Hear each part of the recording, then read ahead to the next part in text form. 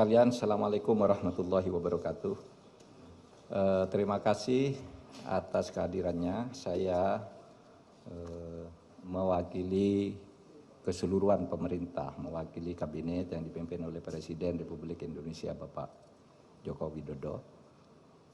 Malam ini akan menyampaikan pernyataan pemerintah terkait dengan kondisi politik dan keamanan pasca pengesahan Undang-Undang Cipta Kerja oleh DPR dan pemerintah pada tanggal 5 Oktober 2020 yang lalu. Saya ingin memberi pengantar dulu bahwa Undang-Undang Cipta Kerja itu dibuat untuk merespons keluhan masyarakat dulu bahwa pemerintah itu lamban di dalam menangani proses perizinan berusaha, peraturannya tumpang tindih dan sebagainya. Itu dulu. Oleh sebab itu lalu dibuat undang-undang yang sudah dibahas lama. Di DPR itu semua sudah didengar, semua fraksi ikut bicara. Kemudian pemerintah sudah berbicara dengan semua serikat buruh berkali-kali di kantor ini, kantor Menko Polhukam, dan di kantor Menteri Perekonomian, kemudian pernah di kantor Menteri Tenaga Kerja. Jadi sudah bicara sebenarnya dan sudah mengakomodasi, meskipun tidak 100% dari hasil diskusi itu ditemukan jalan tengah akomodasi. Sehingga tepatnya tidak ada satu pemerintah pun dimanapun di dunia ini yang mau menyengsarakan rakyatnya dengan membuat undang-undang yang sengaja untuk itu. Yang kedua, isinya. Isi dari Undang-Undang Ciptaker ini pertama untuk mempermudah perizinan bagi usaha sehingga tidak birokratis dan tidak tumpang tindih, mempermudah perizinan siapapun yang mau berusaha dalam negeri maupun luar negeri. Yang kedua, menyediakan peluang untuk menampung tenaga kerja yang jumlahnya setiap tahun itu 3,5 juta. Angkatan kerja kita setiap tahun itu 3,5 juta. Dengan 82% tingkat pendidikannya di bawah SMP, sehingga tidak adaptif sebenarnya, belum siap untuk bekerja di bawah IT, ya. Mereka ini pekerja-pekerja yang hanya ijazahnya SMP, SMK ke bawah. Jadi tidak bisa bekerja di padat modal, dia di padat karya yang sebagian besar. Jadi ini yang penting. Undang-undang ini bukan hanya untuk buruh yang sekarang banyak berdemo. Ini justru lebih untuk mereka yang belum bisa menjadi buruh. Untuk angkatan kerja yang akan datang makin banyak. Sedangkan hak-hak buruhnya sendiri berdasar undang-undang lama secara umum sama sekali tidak diganggu. Kemudian tentu untuk memberantas korupsi di birokrasi melalui pengurusan yang bertele-tele. Sekarang disederhanakan agar tidak ada korupsi, tidak ada pungli dan sebagainya. Yang sekarang ramai karena banyak hoax. Misalnya di undang-undang ini tidak ada pesangon bagi orang yang PHK. Itu tidak benar. Pesangon justru ada.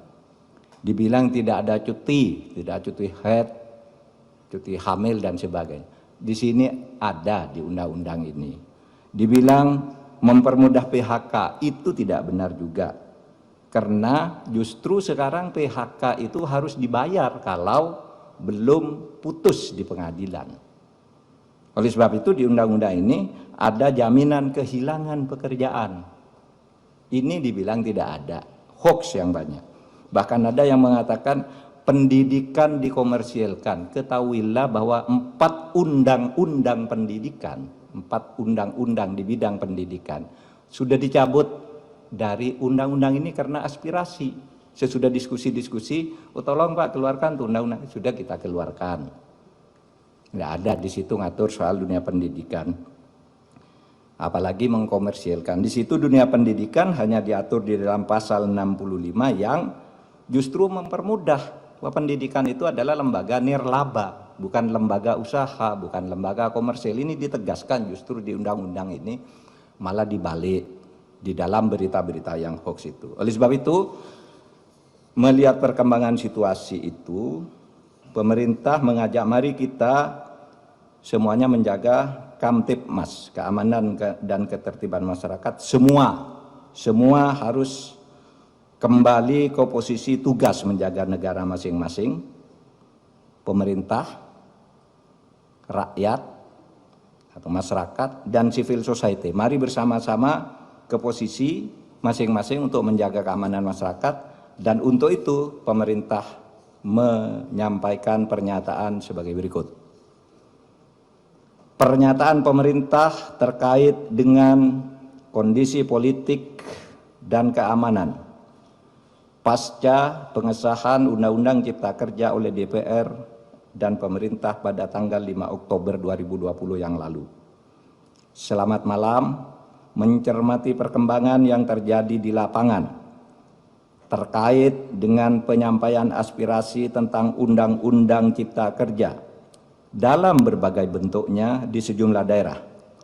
Maka demi ketertiban dan keamanan di tengah-tengah masyarakat, pemerintah menyampaikan hal-hal sebagai berikut.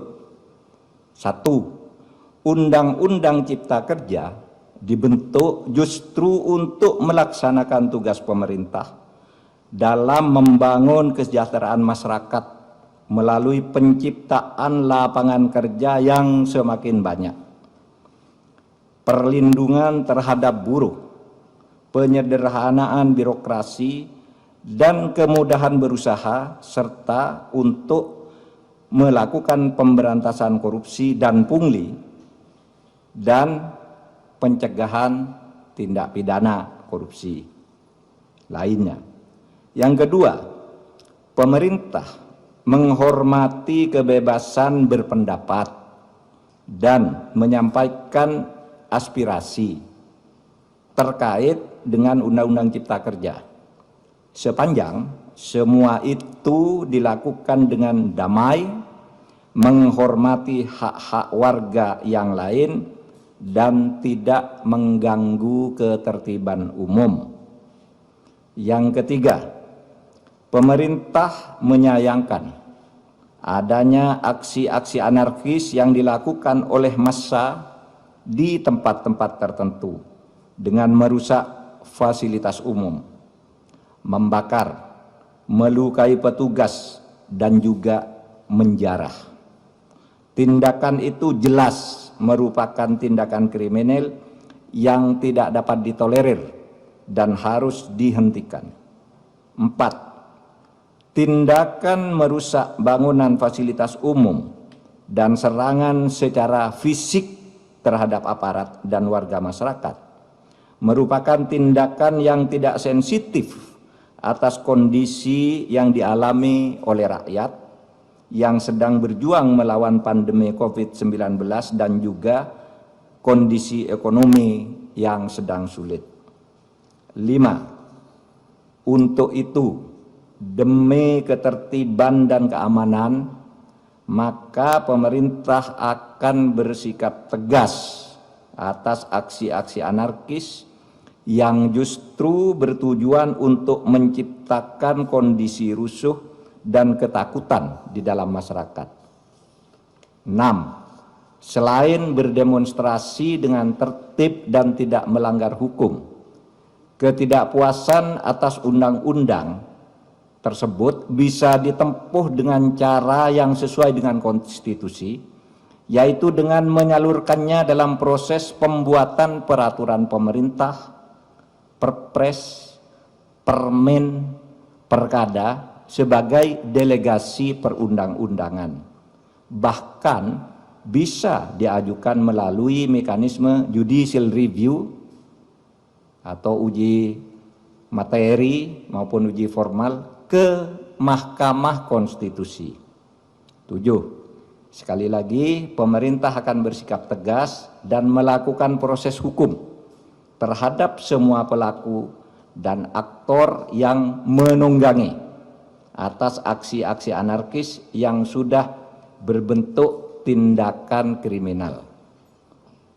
Saya ulangi, 7. Sekali lagi, pemerintah akan bersikap tegas dan melakukan proses hukum terhadap semua pelaku dan aktor yang menunggangi atas aksi-aksi anarkis yang sudah berbentuk tindakan kriminal.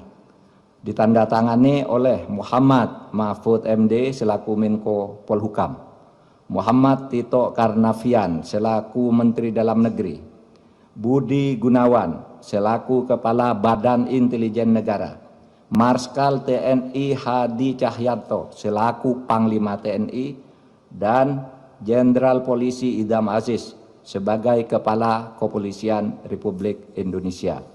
Demikian, terima kasih. Assalamualaikum warahmatullahi wabarakatuh.